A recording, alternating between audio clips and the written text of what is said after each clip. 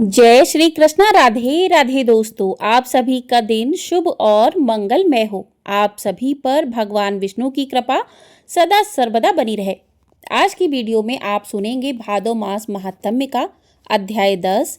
पिछली वीडियो में आपने सुने हैं 1 से 9 तक के अध्याय। उन अध्यायों को, उन कथाओं को प्यार देने के लिए आप सभी का दिल से धन्यवाद है। तो आज के अध्याय को शुरू करने से पहले भगवान विष्णु के श्री चरणों का ध्यान करते हैं, फिर आज का अध्याय सुनते हैं। तो प्रेम से बोलिए भगवान विष्णु की जय।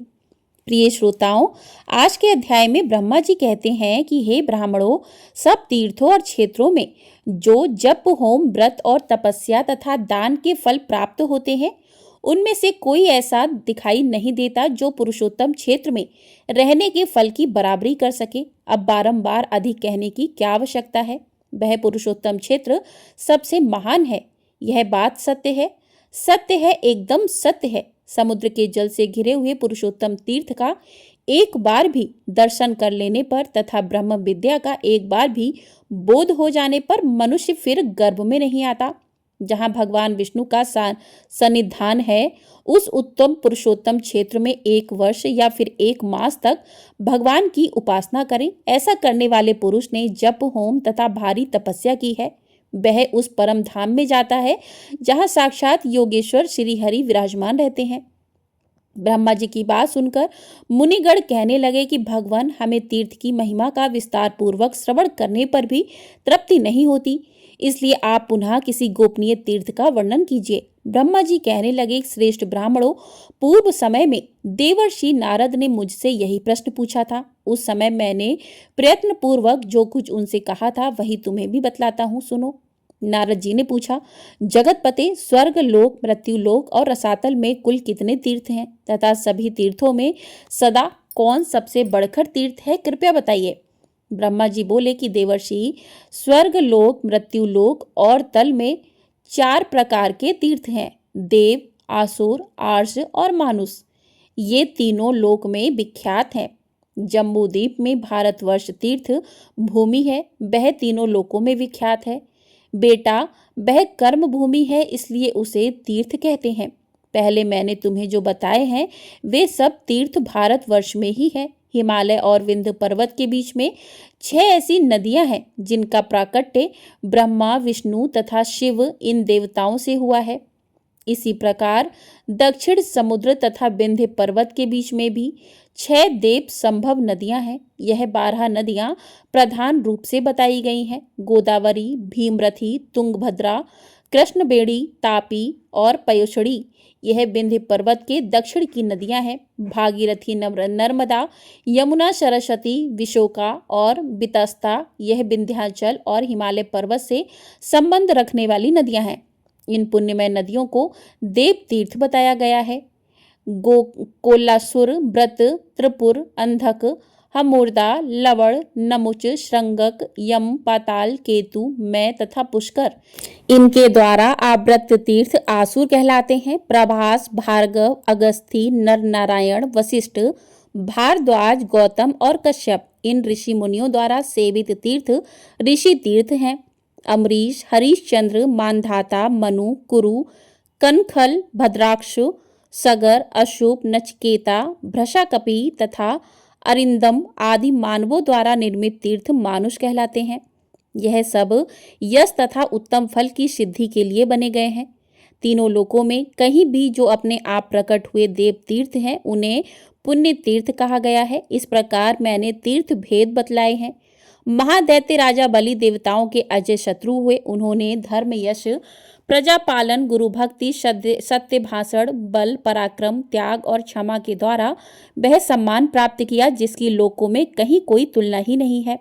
उनकी बढ़ती हुई समृद्धि को देखकर एक बार देवताओं को बड़ी चिंता हुई। वे आपस में सलाह करने लगे कि हम बलि को कैसे जीतें। राजा बलि के शासन काल में तीनों लोग निष्कंटक थे। कहीं पर आधी, व्याधि या शत्रुओं की बाधा नहीं थी। अनावृष्टि और अधर्म का तो नाम ही नहीं था। स्वप्न में भी किसी को दुष्ट पुरुष का दर्शन नहीं होता था। देवताओं को उनकी उन्नति बाढ़ की तरह चुभने लगी। बलि की कीर्ति रूपी तलवार से वे टुकड़े टुकड़े हुए जाते थे तथा उनके शासन रूपी शक्ति से देवताओं के समस्त अंग विदीर्ण हो रहे थे, इसलिए उन्हें कभी शांति नहीं मिलती थी। अब देवता उनसे द्वेष करने लगे, उनके यश रूपी अग्नि से जलने लगे। इसलिए देवतागण व्याकुल होकर भगवान विष्णु की शरण में गए। जाकर देवतागण कहने लगे कि हे शंख चक्र और गदा धारण करने वाले जगन्नाथ, हम पीड़ित हैं, हमारी सत्ता छिन गई है। आप हमारी ही रक्षा के लिए अस्त्र शस्त्र धारण करते हैं। आप जैसे स्वामी के होते हुए हम पर ऐसा दुख आ पड़ा है। हमारी जो बाड़ी आपको प्रणाम करती थी, वही एक दैत्य को कैसे नमस्कार करेगी। हे सुरेश्वर, आपके ऐश्वर्य से पुष्ट होकर अपने ही पराक्रम से तीनों लोकों को जीतकर हम स्थिर होंगे। अब दैत्य को हम कैसे नमस्कार करें। देवताओं का ऐसा वचन सुनकर दैत्यों का संहार करने वाले भगवान ने देव कार्य की सिद्धि के लिए इस प्रकार कहा। श्री भगवान बोले कि देवताओं, बलि मेरा भक्त है, उसे देवता या असुर कोई भी नहीं मार सकते। जैसे तुम लोग मेरे द्वारा पालन पोषण के योग्य हो, वैसे ही बलि भी है। मैं बिना युद्ध के ही स्वर्ग से बलि का राज्य छीन लूंगा और बलि को बांधकर तुम्हारा राज्य तुम्हें लौटा दूंगा। ब्रह्मा जी कहते हैं, बहुत अच्छा कहकर देवता स्वर्ग में चले गए। इधर देवताओं के स्वामी भगवान विष्णु ने अदिति के गर्भ में प्रवेश किया। उनके जन्म के समय अनेक प्रकार के उत्सव होने लगे। यज्ञेश्वर यज्ञ पुरुष स्वयं ही वामन रूप में अवतरित हुए। इसी समय बलवानों में श्रेष्ठ बलि ने अश्वमेघ यज्ञ की दीक्षा ली। प्रधान ऋषि तथा वेद वेदांगों के ज्ञाता पुरोहित शुक्राचार्य ने उस यज्ञ का आरंभ कराया। स्वयं शुक्र ही यज्ञ के आचार्य थे। उस यज्ञ में भविष्य का भाग लेने के लिए जब सब देवता निकट आए, तब दान दो, भोजन करो, सबका सत्कार करो, पूर्ण हो गया, पूर्ण हो गया, ऐसे शब्द यज्ञ मंडप में गूंजने लगे। उस समय विचित्र कुंडल धारण किए साम गान करते हुए वामन जी धीरे धीरे यज्ञशाला में पहुंच गए और आने पर वे यज्ञ की प्रशंसा करने लगे। शुक्राचार्य ने उन्हें देखते ही समझ लिया कि यह ब्राह्मण रूपधारी वामन देवता वास्तव में दैत्यों के विनाशक, यज्ञ और तपस्या के फल देने वाले और राक्षस कुल का संहार करने वाले साक्षात विष्णु हैं। बलवानों में श्रेष्ठ महातेजस्वी राजा बलि क्षत्रिय धर्म के अनुसार विजय होकर भक्तिपूर्वक धन का दान करते हुए अपनी पत्नी के साथ यज्ञ की दीक्षा लेकर बैठे थे और भविष्य का हवन करते हुए यज्ञ पुरुष का ध्यान कर रहे थे। शुक्राचार्य जी ने वामन जी को पहचान कर तुरंत ही राजा बलि से कहा कि राजन, यह जो बौने शरीर वाले ब्राह्मण तुम्हारे यज्ञ में आए हैं, यह वास्तव में ब्राह्मण नहीं, यज्ञ बहान यज्ञेश्वर श्री विष्णु है। प्रभु, इसमें तनिक संदेह नहीं है कि यह देवताओं का हित करने के लिए बालक रूप धारण करके तुमसे कुछ याचना करने आए हैं। इसलिए पहले मुझसे सलाह लेकर पीछे इन्हें कुछ देना चाहिए। यह सुनकर शत्रु विजय बलि ने अपने पुरोहित शुक्राचार्य से कहा कि मैं धन्य हूँ, जिसके घर पर साक्षात यज्ञेश्वर मूर्तिवान होकर पधारते और कुछ याचना करते हैं। अब इसमें सलाह लेने के योग्य कौन सी बात रह जाती है। ऐसा कहकर पत्नी और पुरोहित शुक्राचार्य के साथ राजा बलि उस स्थान पर आए जहां अदिति नंदन वामन जी विराजमान थे। राजा ने हाथ जोड़कर पूछा कि भगवान, बताइए आप क्या चाहते हैं। तब वामन जी ने कहा कि महाराज, केवल 3 पग भूमि दे दीजिए और किसी धन की मुझे आवश्यकता नहीं है। बहुत अच्छा कहकर राजा बलि ने रतन जटित कलश से जल लिया और वामन जी को भूमि संकल्प करके दे दी। सभी महर्षि और शुक्राचार्य चुपचाप मौन हुए देखते रहे। वामन जी ने धीरे से कहा कि राजन, स्वस्ति, आप सुखी रहें, मुझे मेरी नापी हुई 3 पग भूमि दे दीजिए।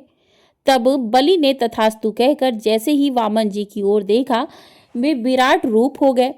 चंद्रमा और सूर्य उनकी छाती के सामने आ गए। उन्हें इस रूप में देखकर पत्नी सहित दैत्यराज बलि ने विनय पूर्वक कहा कि जगन्मय विष्णु, आप अपनी शक्ति भर पैर बढ़ाइए। तब श्री विष्णु बोले कि दैत्यराज देखो, मैं पैर बढ़ाता हूँ। बलि ने कहा कि बढ़ाइए प्रभु, अवश्य बढ़ाइए। तब भगवान ने पृथ्वी के नीचे स्थित कश्यप की पीठ पर पैर रखकर पहला पग बलि के यज्ञ में रखा, किंतु उनका दूसरा पग ब्रह्मलोक तक जा पहुंचा। उस समय उन्होंने बलि से कहा कि दैत्यराज, मेरा तीसरा पग रखने के लिए तो अब स्थान ही नहीं बचा, कहाँ रखूं, स्थान दो। यह सुनकर बलि ने हंसते हुए कहा कि जगन्मय देवेश्वर, आपने ही तो जगत की सृष्टि की है, मैं तो इसका श्रेष्ठा नहीं हूँ। अगर यह छोटा सा थोड़ा हो गया है तो इसमें तो आपका ही दोष है, मैं क्या करूं?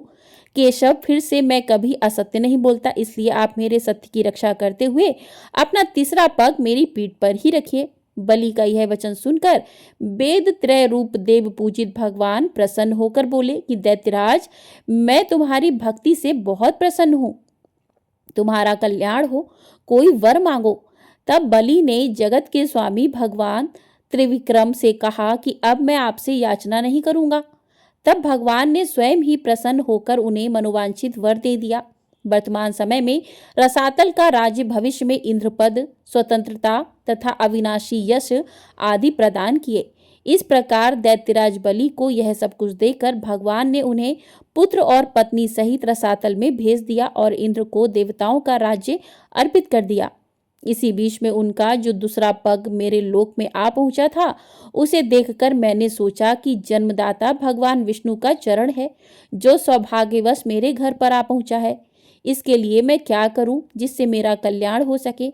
मेरे पास जो यह श्रेष्ठ कमंडल है, इसमें भगवान शंकर का दिया हुआ पवित्र जल है। यह जल उत्तम वरदायक, शांति कारक, सुभद, भोग तथा मोक्ष का दाता, विश्व के लिए मात्र रूप, अमृतमय, पवित्र, औषध, पावन, पूज्य, ज्येष्ठ, श्रेष्ठ, गुणमय तथा स्मरण मात्र से लोकों को पवित्र करने वाला है। यह जल मैं अपने पिता को अर्घ रूप में अर्पित करूंगा। ऐसा सोचकर मैंने वह जल भगवान के चरणों में अर्घ रूप में चढ़ा दिया। वह मंत्र युक्त अर्घ जल भगवान विष्णु के चरणों में गिरकर मेरु पर्वत पर पड़ा और 4 भागों में बंटकर पूर्व, दक्षिण, पश्चिम तथा उत्तर दिशा में पृथ्वी पर जा पहुंचा। दक्षिण में गिरे हुए जल को भगवान शंकर ने जटाओं में समा लिया। पश्चिम में जो जल गिरा वह फिर कमंडल में ही चला गया। उत्तर में गिरे हुए जल को भगवान विष्णु ने ग्रहण किया और पूर्व में जो जल गिरा उसे देवताओं, पितरों और लोकपालों ने ग्रहण किया।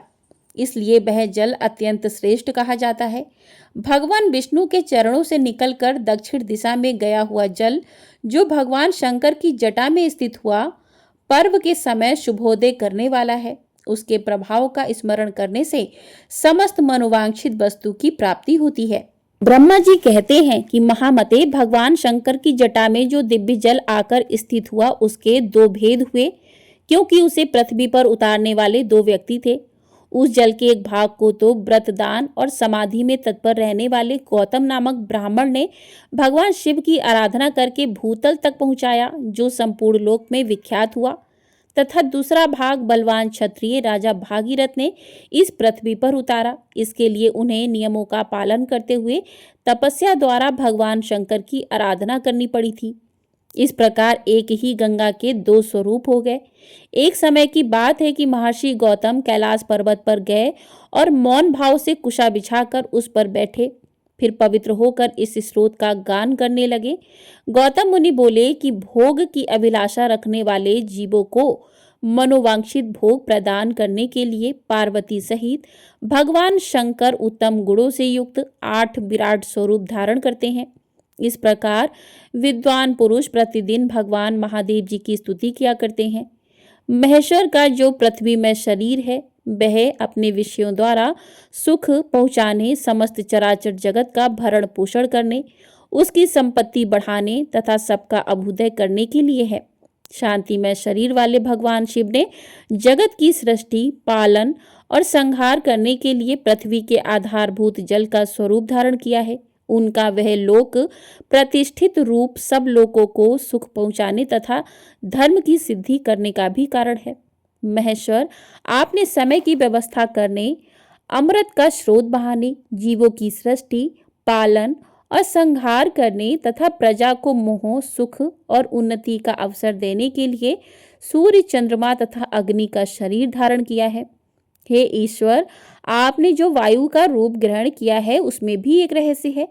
सब लोग प्रतिदिन बढ़े चले, फिर शक्ति का उपार्जन करें, अक्षरों का उच्चारण कर सकें, जीवन कायम रहे और अनेक प्रकार के आमोद प्रमोद की सृष्टि हो। इसलिए आपका वह रूप है। भगवान, इसमें तनिक भी संदेह नहीं कि अपने आप को आप ही ठीक ठीक जानते हैं। भेद अर्थात अवकाश के बिना ना तो क्रिया हो सकती है, ना धर्म हो सकता है, ना अपने या पराये का बोध होगा, ना दिशा, अंतरिक्ष, दलोक, पृथ्वी तथा भोग और मोक्ष का ही अंतर जान पड़ेगा। इसलिए महेश्वर आपने यह आकाश रूप ग्रहण किया है।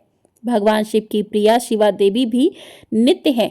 भव अर्थात भगवान शंकर में उनका भाव, हार्दिक अनुराग पूर्ण रूप से बढ़ा हुआ है। वे इस भवसागर की उत्पत्ति में स्वयं कारण हैं तथा सर्व कारण महेश्वर के आश्रित हैं। शिवा समस्त शुभ लक्षणों से संपन्न तथा विश्व विधाता शिव जी की विलक्षण शक्ति हैं।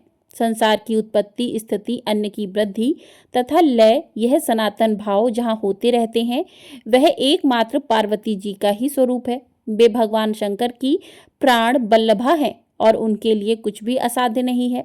गौतम जी के इस प्रकार स्तुति करने पर वृषभांकित ध्वजा वाले साक्षात भगवान शिव उनके सामने प्रकट हुए और प्रसन्न होकर बोले कि गौतम, तुम्हारी भक्ति, स्तुति तथा उत्तम व्रत से मैं बहुत संतुष्ट हूँ। मांगो, तुम्हें क्या दूं? जो वस्तु देवताओं के लिए भी दुर्लभ हो, वह भी तुम मांग सकते हो। गौतम मुनि ने कहा कि जगदीश्वर, समस्त लोकों को पवित्र करने वाली इन पावन देवी को जो आपकी जटा में स्थित और आपको परम प्रिय ब्रह्मगिरि पर छोड़ दीजिए। यह समुद्र में मिलने तक सबके लिए तीर्थ रूप होकर रहें। इनमें स्नान करने मात्र से मन, वाणी और शरीर द्वारा किए हुए ब्रह्म हत्या आदि समस्त पाप नष्ट हो जाएं। चंद्र ग्रहण, सूर्य ग्रहण, अन्नाराभ, विश्व योग, संक्रांति तथा वैदती योग आने पर अन्य पुण्य तीर्थों में स्नान करने से जो फल मिलता है वह इनके स्मरण मात्र से ही प्राप्त हो जाता है। यह समुद्र में पहुंचने तक जहां जहां जाएं वहां वहां आप अवश्य रहें। यह श्रेष्ठ वर मुझे प्राप्त हो सके।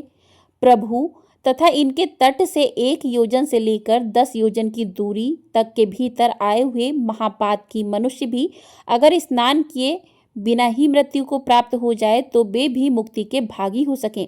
ब्रह्मा जी कहते हैं, गौतम मुनि की यह बात सुनकर भगवान शंकर बोले कि इससे बढ़कर दूसरा कोई तीर्थ न हुआ न होगा, और यह बात सत्य है और वेद में भी निश्चित की गई है कि गौतमी गंगा अर्थात गोदावरी सब तीर्थों में अधिक पवित्र है। ऐसा कहकर भगवान अंतर्ध्यान हो गए।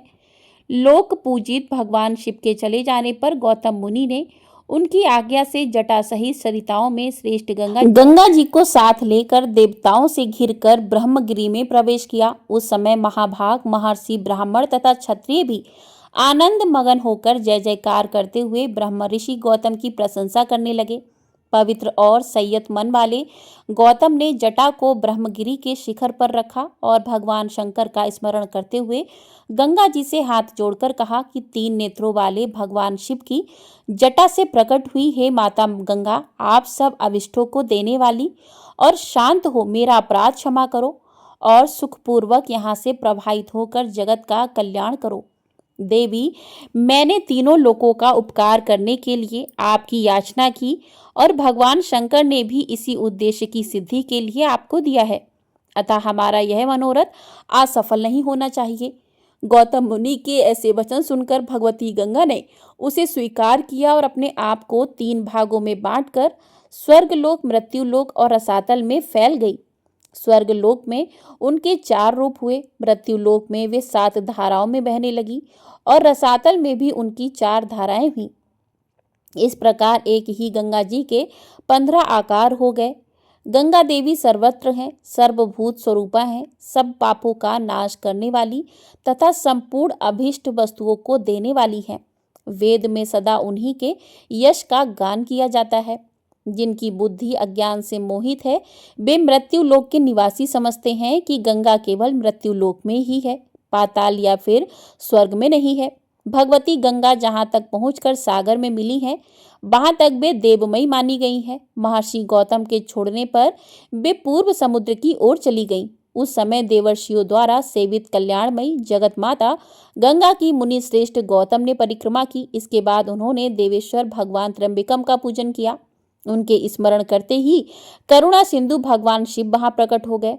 पूजा करके महर्षि गौतम ने कहा कि देव महेश्वर, आप संपूर्ण लोगों के हित के लिए मुझे इस तीर्थ में स्नान करने की विधि बताइए। तब भगवान शिव बोले कि महर्षि, गोदावरी में स्नान करने की संपूर्ण विधि सुनो। पहले नांदी मुख श्राद्ध करके शरीर की शुद्धि करें, फिर ब्राह्मणों को भोजन कराएं और उनसे स्नान करने की आज्ञा लें। इसके बाद ब्रह्मचर्य का पालन करते हुए गोदावरी नदी में स्नान करने के लिए जाएं। उस समय पतित मनुष्यों के साथ वार्तालाप ना करें। जिसके हाथ पैर और मन भली भांति संयम में रहते हैं, वही तीर्थ का पूरा फल पाता है। दुर्भावना का परित्याग करके अपने धर्म में स्थित रहें और थके मांदे पीड़ित मनुष्यों की सेवा करते हुए उन्हें यथा योग्य अन्न दें। जिसके पास कुछ नहीं है, ऐसे साधुओं को वस्त्र और कंबल दें। भगवान विष्णु की तथा गंगा जी के प्रकट होने की दिव्य कथा सुने। इस विधि से यात्रा करने वाला मनुष्य तीर्थ के उत्तम फल का भागी होता है। गौतम गोदावरी नदी में दो दो हाथ भूमि पर तीर्थ होंगे, उनमें मैं स्वयं सर्वत्र रहकर सबकी समस्त कामनाओं को पूर्ण करता रहूंगा। सरिताओं में श्रेष्ठ नर्मदा अमरकंटक पर्वत पर अधिक उत्तम मानी गई है। यमुना का विशेष महत्व उस स्थान पर है जहाँ वे गंगा से मिली हैं। सरस्वती नदी प्रवास तीर्थ में श्रेष्ठ बताई गई है। तृष्णा, भीष्मरथी और तुंगभद्रा, इन 3 नदियों का जहाँ समागम हुआ है, वह तीर्थ मनुष्यों को मुक्ति देने वाला है। इसी प्रकार पयोष्ण नदी भी जहाँ तप्ती अर्थात ताप्ती में मिली है, वह तीर्थ मोक्षदायक है।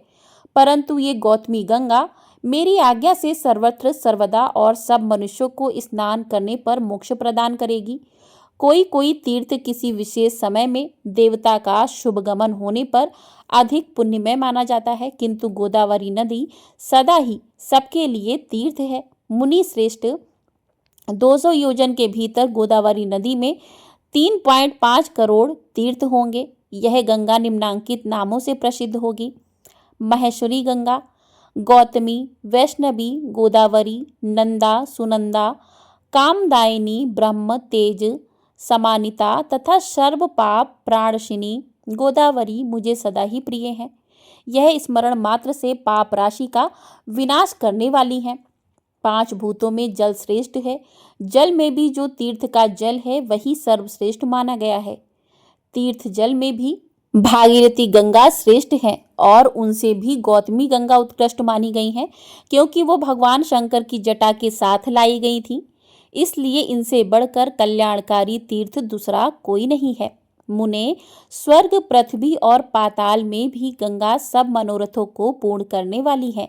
ब्रह्मा जी कहते हैं, नारद, इस प्रकार साक्षात भगवान शंकर ने संतुष्ट होकर महात्मा गौतम को गोदावरी का जो महात्म्य बताया था, वही मैंने तुम्हें सुनाया है। इसके आगे का वृत्तांत आप सभी अगले अध्याय में जरूर सुनिएगा।